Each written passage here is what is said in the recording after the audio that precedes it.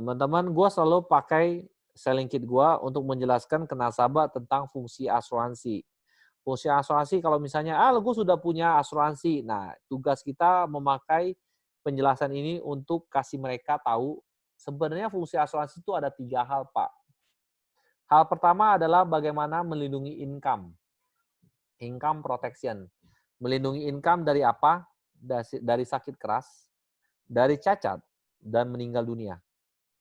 Nah, produknya adalah asuransi jiwa atau penyakit kritis, dan yang harus dilindungi adalah minimum 5 tahun dari income. Jadi kalau misalnya income setahunnya adalah 500 juta, ya minimum harus punya asuransi jiwa 2,5 miliar. Dengan asumsi ketika seorang pencari income meninggal dunia langsung, Pak, orang tersebut bisa meninggalkan uang seakan-akan dia masih hidup selama 5 tahun. Jadi ketika dia meninggal dunia, keluarganya nggak langsung jomplang, Pak. Atau kalau orang yang ideal adalah dia biaya hidup bagi bunga deposito. Jadi kalau biaya hidupnya misalnya setahun misalnya adalah 300 juta, dibagi dengan 6%. Ini adalah jumlah kebutuhan asuransi jiwa yang dia butuhkan, Pak. Nah, kalau 300 juta dibagi 6%, ini bagi dengan 0,06. 300 bagi 0,06 adalah 5 miliar. Berarti orang tersebut harus punya asuransi jiwa 5 miliar, Pak. Orang tersebut meninggal dunia, keluarganya tersebut hanya perlu deposito, keluarga tersebut seakan-akan orang tersebut masih ada. Itu adalah bagaimana mengcover 5 tahun dari income, Pak. Oke, dan bagaimana dengan idealnya dengan bunga deposito. Kedua, fungsi asuransi adalah melindungi aset dari tagihan rumah sakit. Tagihan rumah sakit yang kita maksud bukanlah tagihan yang rumah sakit kayak DBD yang cuma hanya 30 juta, 20 juta, tapi yang adalah ratusan atau miliaran, Pak. Yang harus dilindungi satu keluarga, Pak, satu family. Satu family, siapa yang harus dilindungi? Jadi suami, istri, dan anak. Kalau orang tuanya tergantung dengan dia, mertuanya tergantung dari dia, berarti seluruh keluarga harus punya asuransi proteksi, yaitu adalah menjaga biaya rumah sakit tersebut, Pak. Jangan sampai ketika salah satu anggota keluarga kita sakit keras, rumah keluarga tersebut langsung berantakan, Pak. Siapa yang harus dilindungi? Semua. Ada beberapa hal opsi di sini, yaitu memakai BPJS, pro dan kontra, Pak. Ada yang suka, ada yang enggak. Yang nggak suka dia akan bilang susah, yang nggak suka juga yang bilang susah masuknya, bagaimana harus ngantri. Tapi yang kalau yang bilang suka, ya nggak apa-apa. Ada juga orang yang memakai asuransi dari kantor, tapi pilihan saya lebih baik jangan dipakai asuransi kantor, Pak. Karena banyak orang tidak mengerti, Pak, apa yang mereka punya. 95% orang membeli asuransi, mereka nggak ngerti, Pak. Mereka menganggap kantor punya mengcover biaya cukup besar, ternyata ketika dia lihat asuransi kantornya cuma hanya mengcover setahun biaya rumah sakit cuma hanya 80 juta atau 100 juta. Pastikan, Pak, kita menjaga aset kita dengan dari tagihan rumah sakit dengan mempunyai asuransi kesehatan yang sesuai tagihan. Dan ketiga, bagaimana kita fungsi asuransi, Pak, adalah menciptakan aset atau sebagai distribusi aset, Pak. Tahap nomor 3 nih, saya selalu ceritakan kepada orang-orang yang levelnya adalah grazirit, Pak. Grazirit itu menurut saya adalah di mana keluarga tersebut adalah orang-orang yang sangat kaya. Orang tersebut dia tidak perlu bagaimana capek-capek lagi kerja ketika seluruh keluarganya berbarengan sakit keras. Dia tidak pusing kalau anaknya kena sakit jantung, lalu istrinya sakit kanker, atasnya kena diabetes, dia tidak masalah, semuanya tetap hidup menjadi kaya, Pak. Nah, orang-orang seperti itu mereka tidak perlu asuransi kesehatan, tidak juga perlu menjaga income-nya lagi, Pak, karena orang-orang tersebut sudah wealthy. Dia punya asetnya begitu banyak, tabungannya begitu banyak, meninggal pun tidak akan ada masalah, Pak. Tapi mereka memakai asuransi, Pak, untuk menciptakan aset baru atau sebagai distribusi harta. Nah, mungkin Pak, kalau Bapak ingin saya ceritakan bagaimana aset creation dan distribusi aset, ini adalah ceritanya, Pak. Nah,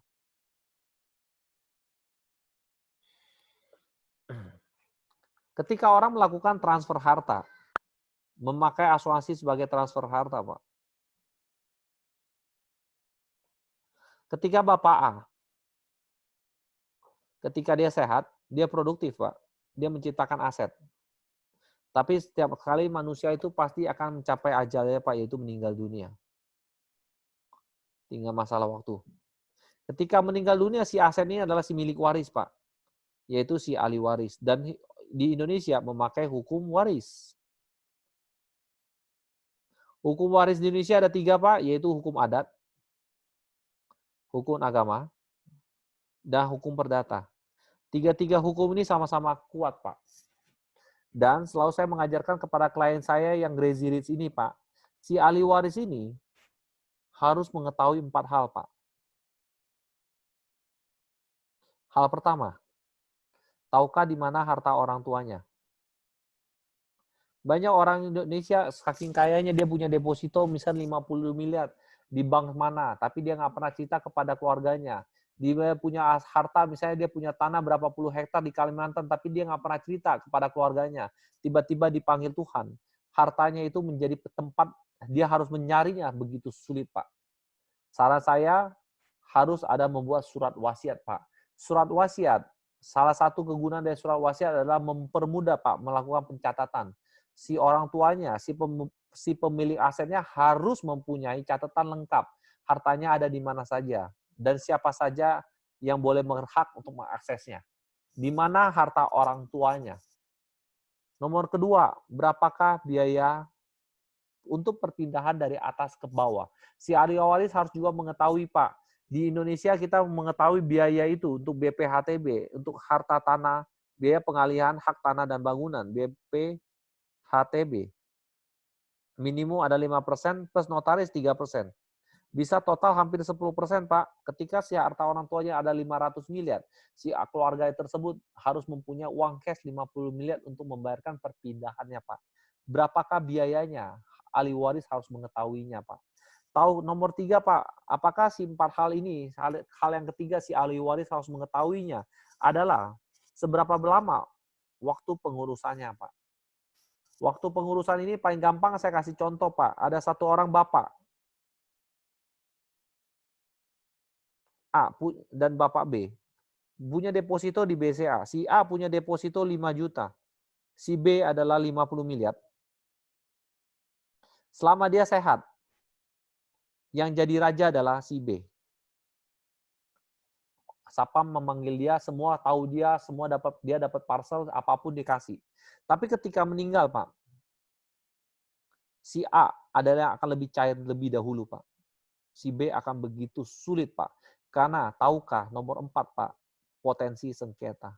Si bank tidak berani memberikan cairan langsung, Pak. Kenapa? Dia takut digugat oleh siapakah, apakah ahli waris yang datang ini adalah orang yang cuma hanya itu saja. Apakah orang tersebut tidak punya anak di luar nikah?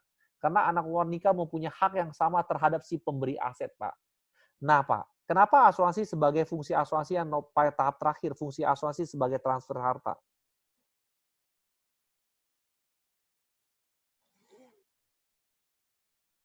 Karena asuransi